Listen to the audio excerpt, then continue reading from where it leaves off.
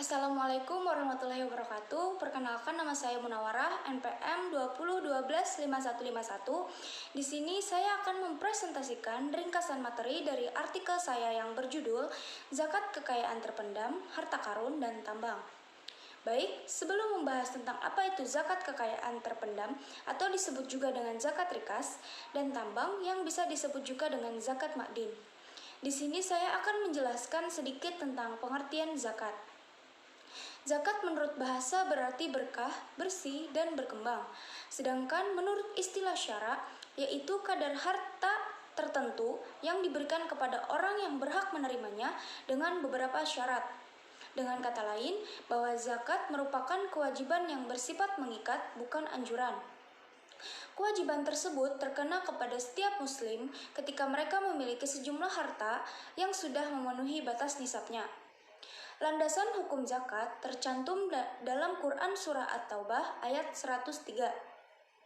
Berdasarkan Undang-Undang Nomor 23 Tahun 2011 tentang pengelolaan zakat, menyebutkan bahwa zakat adalah harta yang wajib dikeluarkan oleh seorang muslim atau badan usaha untuk dikeluarkan kepada orang yang berhak menerimanya sesuai dengan syariat Islam.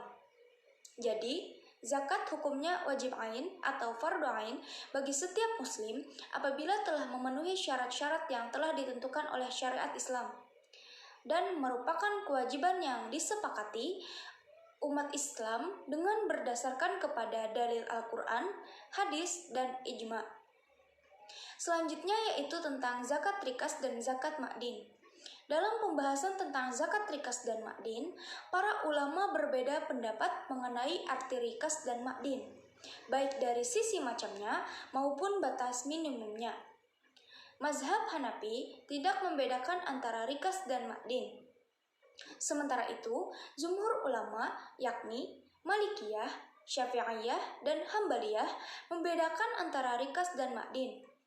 Makdin adalah segala sesuatu yang diciptakan Allah Subhanahu wa Ta'ala dalam perut bumi, baik padat maupun cair, seperti emas, tembaga, minyak, gas, besi sulfur, dan yang lainnya, serta ada usaha untuk mengeksploitasinya.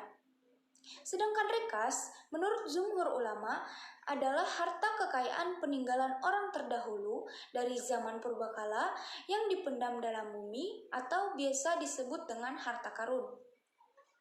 Rikas itu didapat dengan cara menemukan tanpa sengaja dan tanpa usaha, ditemukan begitu saja tanpa kebetulan dan tanpa eksplorasi. Sedangkan makdin ditemukan dengan melalui pencaharian khusus lewat penelitian, ekspedisi, maupun eksplorasi. Dan tentunya semua membutuhkan biaya yang tidak kecil. Rikas itu dulunya ada pemiliknya, yaitu orang-orang terdahulu, lalu harta itu hilang dan terpendam dalam tanah dalam waktu yang lama.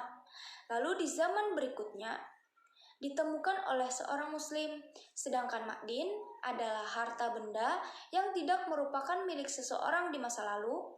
Dia merupakan harta asli alami yang memang terpendam di dalam tanah begitu saja dan ditemukan di kemudian hari. Maksudnya di sini adalah makdin yaitu benda atau barang berharga dari hasil tambang yang didapat dari dalam tanah. Di dalam sebuah hadis menunjukkan bahwa rikas itu wajib dizakati secara mutlak. Artinya, baik rikas itu dalam jumlah besar ataupun kecil tetap harus dizakati. Sedangkan nisab dari makdin tidak ada dalil yang menunjukkannya secara pasti. Adapun kadar zakat rikas adalah 1/5 atau 20% dari rikas tersebut, baik banyak maupun sedikit.